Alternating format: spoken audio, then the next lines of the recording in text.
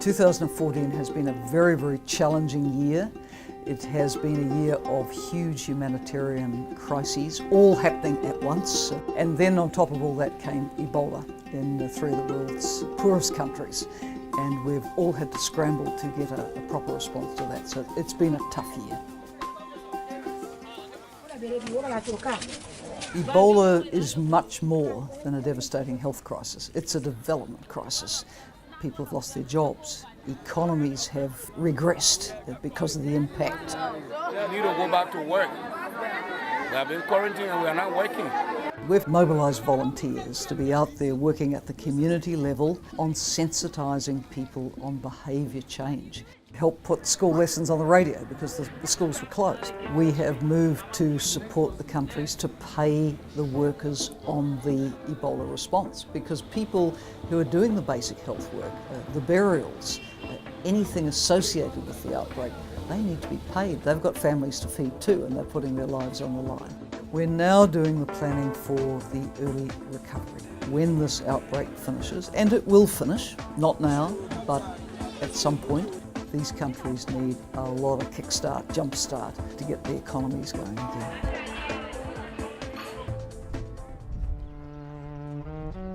It became very clear the best part of 18, 20 months ago that the Syria crisis was not going to end anytime soon and that the burden carried by particularly the smaller countries on the borders of Syria was just impossible for them to cope with on their own.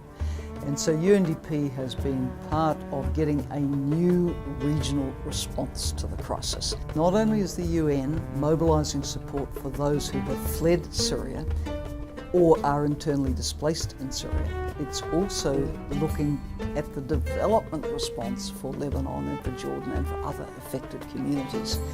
The communities that these very large numbers of refugees are coming into are themselves often challenged for jobs and housing and water and energy and places in schools and health services.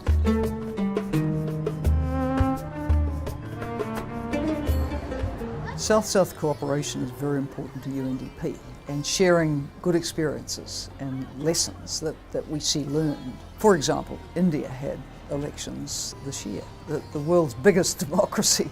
So when it has elections, it's of global interest. And of course, India has a very professional election commission. We brought people from around 20 countries to observe these elections and see how India did it. This is very important experience sharing across the South.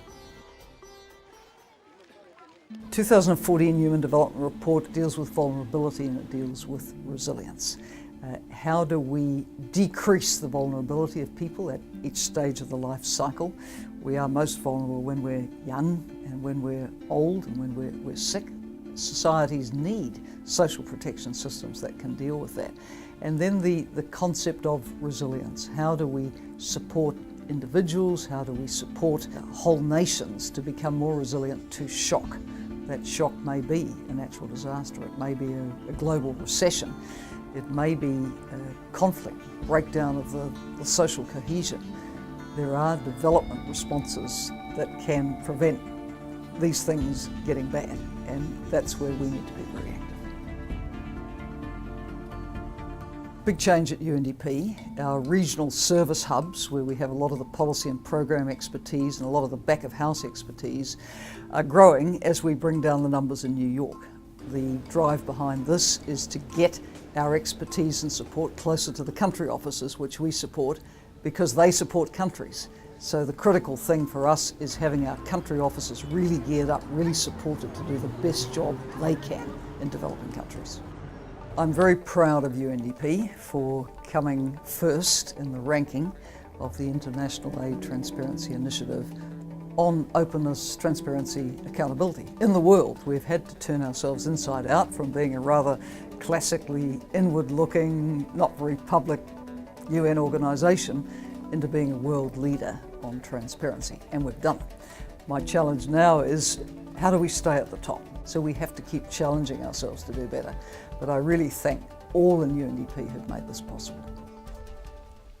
2015 is the year for international development, the biggest year since 2000 and the Millennium Declaration and then the launching of the MDGs. So we've got to get it right. We've got to see the financing package around sustainable development goals and around climate change. We've got to see disaster risk reduction mainstreamed into the sustainable development goals. We've got to see climate change adaptation and mitigation as critical to the prospects of developing countries, and particularly to the poorest and most exposed people in those countries. So 2015 matters like no other year since the turn of this century.